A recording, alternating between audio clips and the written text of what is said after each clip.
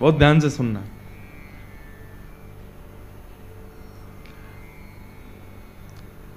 राधा रानी के गोलोक धाम में एक मणि का पिंजरा है।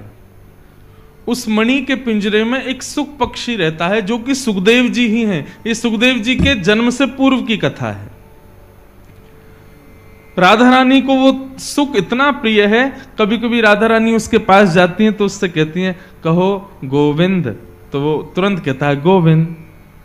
कहो माधव, वो कहता है माधव। कहो दामोदर, तो तोता तुरंत कहता है दामोदर।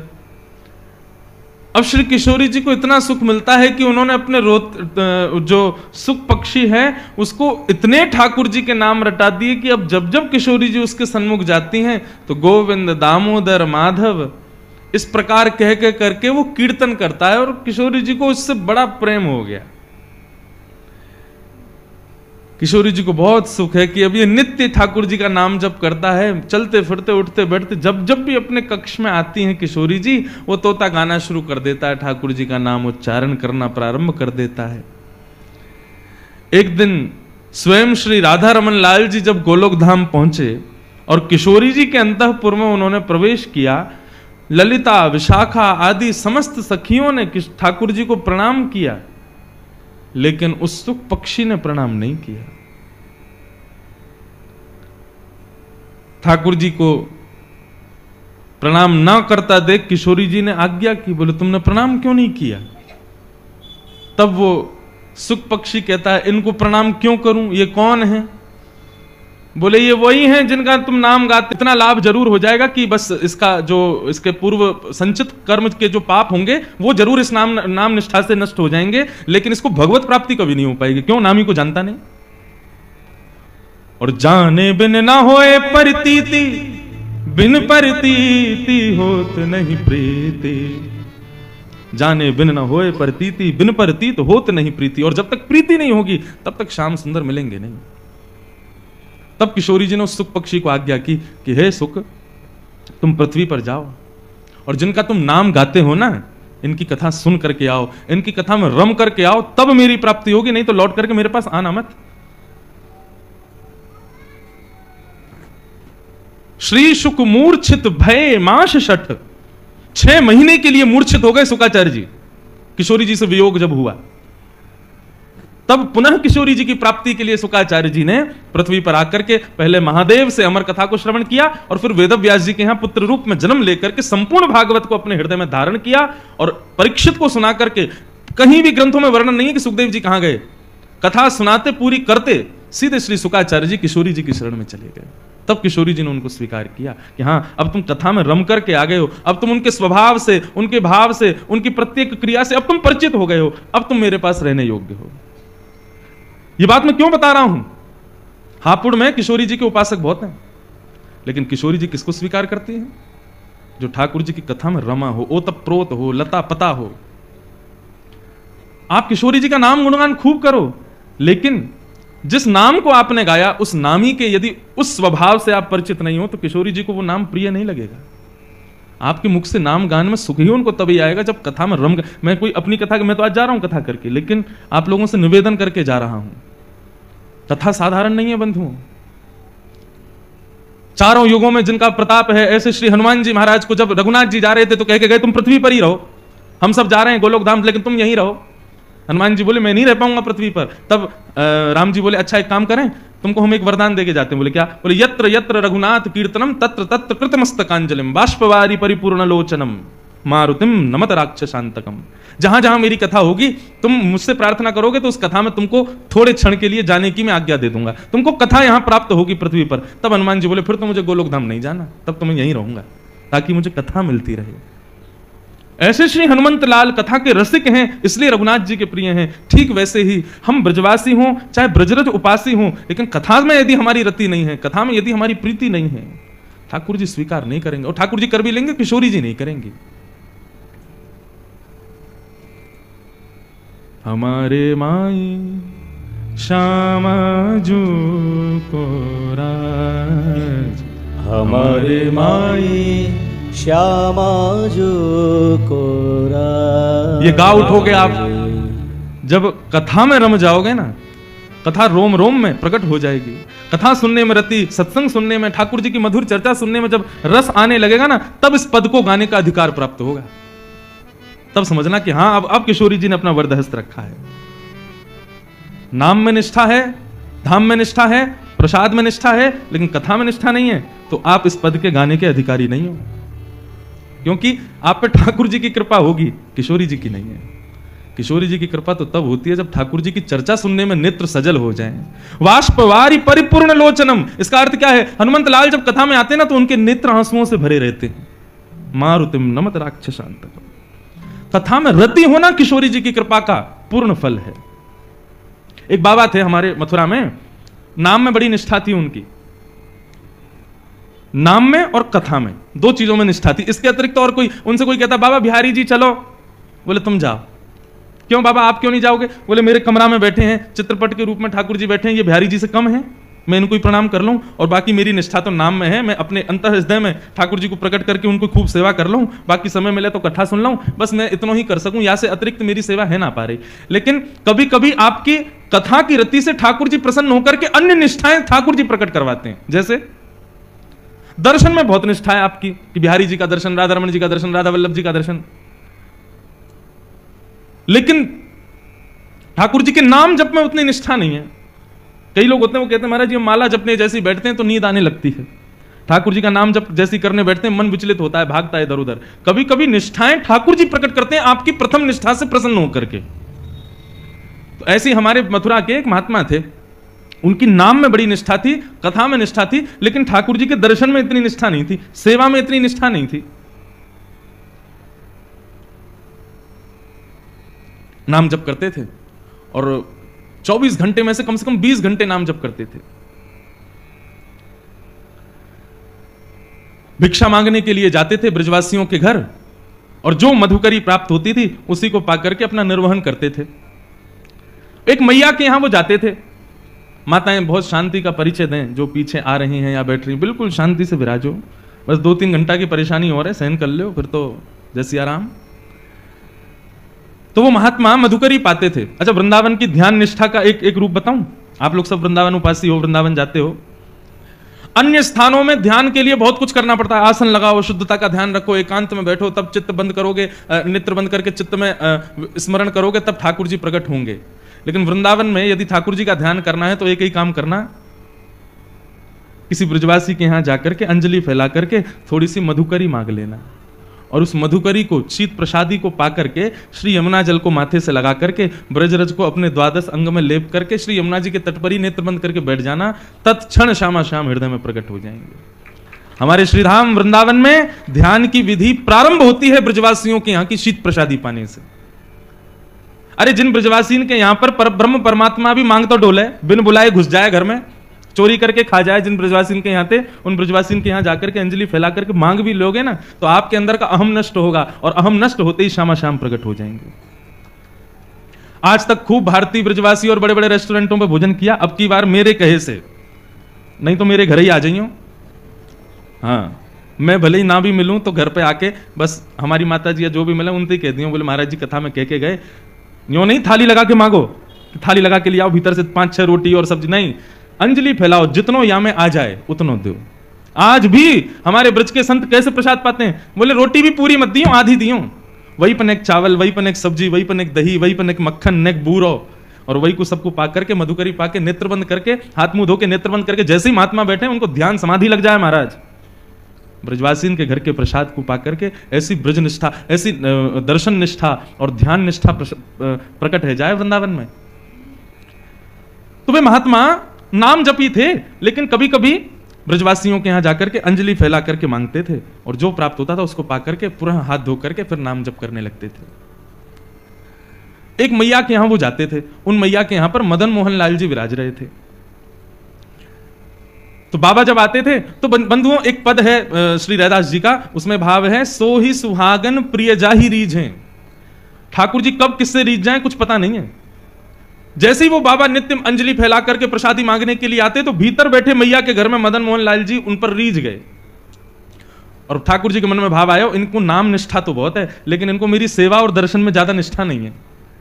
लेकिन नाम निष्ठा इतनी सुंदर है कि उससे ठाकुर जी प्रसन्न होकर के अब उनको अपने दर्शन की सेवा, दर्शन की निष्ठा उनके हृदय में प्रकट करना चाहते हैं। तो ठाकुर जी ने क्या किया, वो मैया रात्रि में जैसे ही ठाकुर जी को शयन करा करके सोई तो ठाकुर जी स्वप्न में प्रकट हो गए और मैया से बोले, मैया तेरे यहां वो जो बाबा आवे ना मधुकरी मांगवे, बोले हाँ, कल को जब वो भिक्षा मांगवे आवे ना तो तू मोए जाके दे दियो बाकी गोद में। मैया तो रोने लगी, बोले क्यों, मेरी सेवा में कोई कमी जो आप बाबा के पास जाना चाहो? बोले ना मैया, आपकी सेवा से मैं बड़ा प्रसन्न हूं, लेकिन अब आप थोड़े दिन की और रह गई हो, कछु दिना में आप चली जाओगी, फिर मेरी सेवा कौन करेगा? या हमारे मैं तो अपनी व्यवस्था कर रहा हूं, वह बाबा को जाके मुंह को कल दे दी हूं, अब मैं वही के पास रहूंगा। रात भर मैया रोई बेचारी, लेकिन ठाकुर जी की आज्ञा उसने मानी। दूसरे दिन जब संत पधारे तो कहा, मैया भिक्षा दो, कुछ मधुकरी प्रसादी दो। मैया भीतर से अपने ठाकुर जी लेके आई, बाबा की गोद में धर दिए, ले बाबा भिक्षा। बाबा बोले, हमसे ये सेवा वेवा नहीं होती है ठाकुर जी की, हम तो भैया नाम उपासी हैं, बस नाम जप करना जानते हैं। ये श्रृंगार करना, स्नान कराना, वस्त्र पहनाना और ये 56 भोग धराना, ये राजोपचार हमसे नहीं आता है, हम केवल नामोपचार जानते हैं। आप ठाकुर जी से पुनः निवेदन कर दो, छोटी सी कुटिया में रहता हूं मैं, यहां पे 8 बार भोग लगता होगा, मेरे यहां तो कोई प्रसादी की भी व्यवस्था नहीं है, इनको भूख बहुत लगती है, मैं इनको भोजन नहीं करा पाऊंगा। श्रीनाथ जी में 8 बार भोग आता है, जिसमें से 3 बार का भोग आप सुनकर के आश्चर्य करोगे, उसका नाम है श्रम भोग। क्या नाम है? श्रम भोग का तात्पर्य क्या है? ठाकुर जी को उठते ही पहले लड्डू और दूध का भोग लगता है श्रीनाथ जी को, या माखन मिश्री का भोग लगेगा। लड्डू तो विशेष है, लड्डू दूध माखन मिश्री सब तो आएगा ही उठते ही। यहां तक कि ऐसा वर्णन है कि श्री नंदलाल पौड़े भय रहे में उठे ही ना है, यशोदा मैया कभी पाम दबावे कभी हाथ दबावे, ठाकुर जी उठे ही ना, चदरिया ओढ़ ले, मुंह मत उठाओ। तब मैया क्या करे, पात्र में दूध लेके आवे और लाला के सिरहाने पे हाथ रख के, लाला सोते भय लाला को उठा के ही मोहते दूध छुपा दे, तब दूध पीते पीते पीते पीते तब ठाकुर जी के नेत्र खुले, तब मैया उनकी आरती करे। ये है मंगला। आज भी श्रीनाथ जी में ठाकुर जी के शयन में ही दूध आ जाता है सुबह सुबह, और जो वहां मुखिया जी हैं वो दूध भोग को उठा के ठाकुर जी के अधर से छुपाएंगे, तब दीप प्रज्वलन वगैरह होंगे कि मतलब अब ठाकुर जी उठ गए, मतलब नींद में ही दूध पी में तब आंख खुले ठाकुर जी की। और श्रम भोग क्या है कि पहले आ गया मंगला भोग, फिर आएगा बाल भोग, और बाल भोग पाने के बाद फिर ठाकुर जी का श्रृंगार होगा, मुकुट धारण किया, माला धारण करी, सब करी, तो फिर कहे में कि भैया अब ठाकुर जी श्रृंगार करावे में थक गए, तो अब इनके लिए भोग लाओ, वो आता है श्रम भोग। बताओ, कपड़ा पहनवे में थक जाएंगे। दोपहर में राजभोग के बाद जब ठाकुर जी के मुकुट वुकुट सब बढ़ा दिए जाते हैं, उसमें भी इनको श्रम होता है, फिर श्रम भोग आता है। और ठाकुर जी को मुकुट नीचे किया ना, कड़ूला उड़ूला ने बढ़ा दिए हैं, ठाकुर जी को श्रम है गया, एक और भोग लाओ। कितना काम है, पेट ही ना भरे इनको।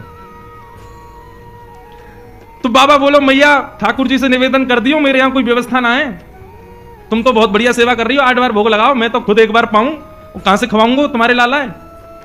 मैया वापस ले गई, ठाकुर जी है, बोले आज रात्रि में निवेदन कर दूंगी। रात में सपने में फिर ठाकुर जी आए, बोले मैया तुमने मुंह को क्यों नहीं दिया? बोले ठाकुर जी मैं तो जानू आप 8 बार भोग लगाओ, इतनी बार आरती करनी पड़े, हर बार इतनी सुंदर सुंदर सामग्री बनानी पड़े, बाबा के यहाँ इतनी व्यवस्था ना है, आप कैसे रहोगे? ठाकुर जी बोले मैं रह लूंगा, लेकिन रहूंगा अब उन्हीं के पास, आप मुंह को दे दो। बाबा जैसे रखेगो मैं वैसे रह लूंगा, वो रूखी रोटी खवावेगो मैं रूखी रोटी खाऊंगा, लेकिन रहूंगा बाबा के पास। बंधु, इस भाव से ये पता चलता है हम सबके घर में ठाकुर जी बैठे हैं, कितनी कृपा है ठाकुर जी की। हम बच्चों को भोजन परोसते हैं तो बच्चे नाक मुंह मोड़ ले, मैया में नमक कम है, इसमें नींबू नहीं है, ये नहीं है, वो नहीं है। ठाकुर जी को जैसा दे दो वैसा पा लेते हैं। कई बार खीर पधरा देते हैं ठाकुर जी को, भोग लग जाती है, जब हम पाने बैठते हैं तब पता चलता है इसमें तो शक्कर ही नहीं थी, और ठाकुर जी पा लिए, कभी शिकायत नहीं करते, जैसा दे दो वैसा स्वीकार है। कैसे प्रेमी हैं ठाकुर जी। हमारे बच्चे नाक मुंह मोड़ते हैं, लेकिन ठाकुर जी कभी मना नहीं करते, सब स्वीकार करते हैं, जैसा दे दो। कभी कभी प्रसाद पानी बैठते हैं तब पता चलता है दाल में तो भयंकर मिर्चें खाई नहीं जा रही, हम उसमें पानी मिला रहे हैं, फिर नींबू डाल रहे हैं, भैया मिर्चें खब नहीं रही है, और ठाकुर जी ने पूरा भोग लगा लिया। कितने सहज हैं ठाकुर जी। इससे यह समझ आता है कि ठाकुर जी आपके घर में विराज रहे हैं, आप जैसी सेवा करना चाहो उनको सब स्वीकार है, क्योंकि वो आपके हैं। ऐसा प्रेम हम क्यों नहीं करते ठाकुर जी से। हम जैसा ठाकुर जी को वस्त्र पहना दें, जैसा स्नान करा दें। कई लोगों के घरों में जाता हूं, अलमारी में ठाकुर जी बैठे हैं, छोटी सी अलमारी में, बेचारे कभी मना नहीं करते, कभी कुछ नहीं कहते। उनके लिए शयन की कोई अच्छी व्यवस्था नहीं है, उनके लिए बैठने की कोई अच्छी व्यवस्था। कई लोगों के घरों में दर्शन करने जाते हैं, ठाकुर जी के पीछे चुईया बैठी है, बेचारे कभी शिकायत नहीं करते, और हमारी शिकायतें खत्म नहीं होती। आप ऐसा क्यों नहीं कर रहे हो, हे नाथ हमारे जीवन में इतने कष्ट क्यों, ऐसा क्यों वैसा क्यों। सदैव हम ठाकुर जी शिकायत ही करते रहते हैं, लेकिन ठाकुर जी कभी नहीं करते। मुझे तो कभी कभी पता है क्या लगता है, ये जो हमारे घर में ठाकुर जी बैठे हैं ना, आप जैसी वस्तु दोगे सब स्वीकार कर लेंगे, कभी शिकायत नहीं करेंगे। क्यों? जब मृत्यु के बाद हम जाएंगे ना ठाकुर जी के पास और जाकर कहेंगे ठाकुर जी आपने हमारे जीवन में बहुत कष्ट दिए, बहुत विपदाएं दी, बहुत ये दिया, ठाकुर जी बोले तेरी लिस्ट खत्म हो जाए फिर मेरे को देना, मैं लिस्ट निकालूंगा अपनी। वादना चुईया बैठी मेरे सिर पर, कचू कही मैंने, तेने दाल में मिर्च ज्यादा डाली, कचू कही मैंने, वहां नमक कम आओ, बिल्कुल शक्कर नहीं डालो खीर में, तेने ऐसी खा लियो मैंने, कचू कही मैंने। एक दिन जली भई रोटी मुंह को दे दी तेने, मैंने कचू कही, प्रेम से पाए हो ना। तुम सबरो परिवार 3 दिन के लिए ब्याह में चले गए, मुंह को घर में छोड़ गए अकेले, कचू कही मैंने। तो फिर मुझसे शिकायत क्यों? तो कभी कभी मुझे लगता है घर में जो ठाकुर जी बैठे ना, ये सब हिसाब बराबर करने के लिए बैठे हैं, ताकि तुम कोई शिकायत ना कर पाओ उनसे। तो मैया ने बाबा से कही, बाबा वो ठाकुर जी, बाबा के यहां कोई व्यवस्था नहीं है।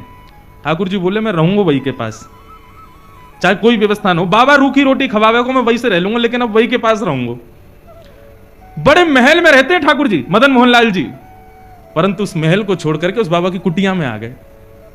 बाबा ले आए, मैया ने कही बाबा आप जैसे रखोगे रहेंगे, आपके पास ही रहेंगे। ठीक है, हम तो एक बार भोग लगाएंगे बस। बोले सब स्वीकार है, आप जैसे दोगे वैसे स्वीकार है, हमारे ठाकुर जी को ले जाओ।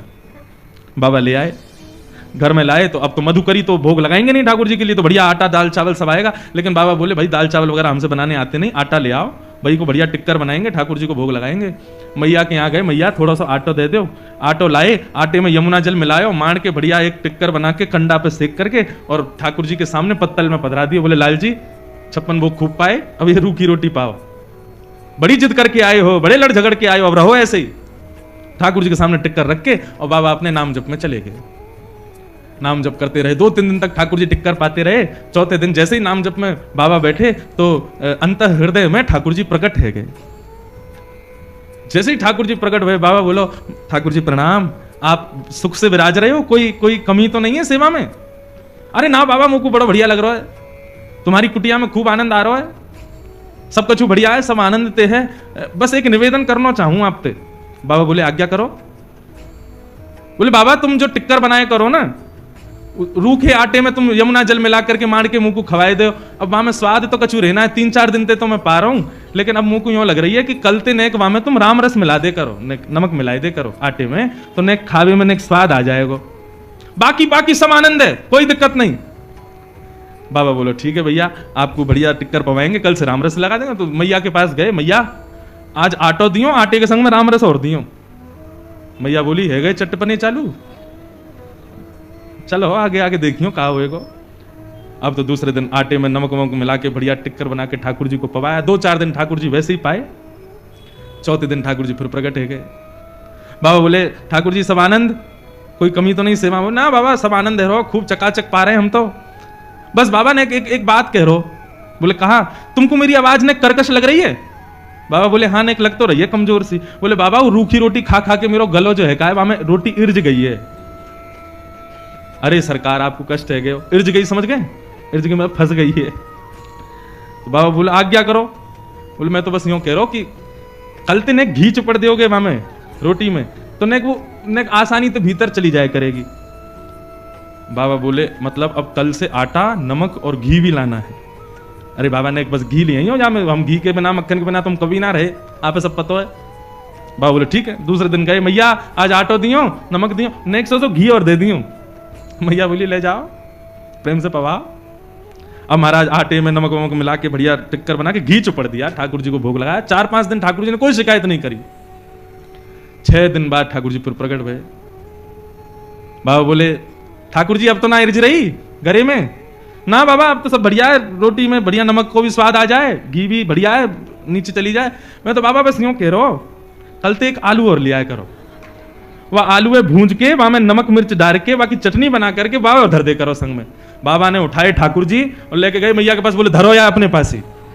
अरे अभी आटो आयो, नमक आयो, घी आयो, ये तो 56 भोग ले आएंगे कल को घर में, कहां भजन करूंगा मैं। जैसे ही मैया की गोद में दिए ठाकुर जी प्रकट है गए और बाबा के गले से लग गए। बोले मैं रहूंगा तुम्हारे पास ही, चाहे जैसे रखो, मैं रहूंगा तुम्हारे संग ही।